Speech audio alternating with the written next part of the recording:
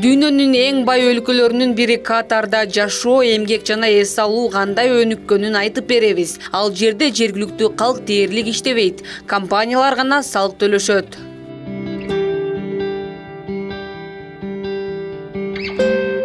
Азыркы Катар көптөгөн кошуналар суктанган мамлекет. Ал түштүк батыш Азияда жайгашкан. Жергиликтүү калк арабтар, мамлекеттик дин ислам. Мамлекет башчысы Эмир Же Шейх аны кээде ушундай деп аташат. Байлыктын негизги булагы мунайды жана газды сатуу. Акыркы жылдары бул өлкөдө туристтик инфраструктура жигердүү өнүгө баштады. Катарда эски акча жок, жалтырак жаңы монеталар гана. 50 жыл мурун катарлыктар кен казып кой баккан. Бүгүнкү күндө алар мойнуна алтын чынжыр, миллиондогон баага татыган алмаз шакектерди тагып жүрүшөт.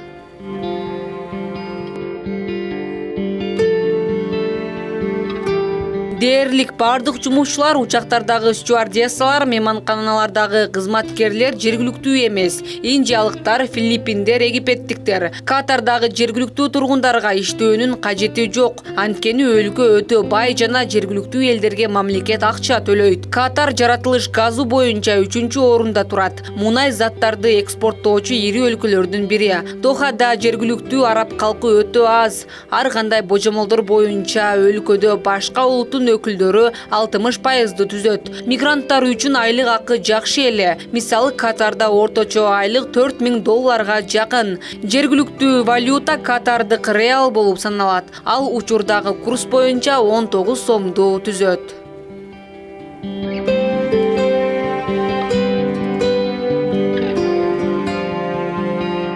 Катарда кылмыштуулук, анын ичинде көчө кылмыштуулугу кыйла төмөн. Өлкө эң коопсуз өлкөлөрдүн бири деп эсептелет. Шаарда жеке буюмдарыңызды же капчыгыңызды жоготуп алсаңыз, аны эч ким албайт. Көпчүлүк тургундар эшиктерин жаппай, унааларын да ачык таштап кетишет.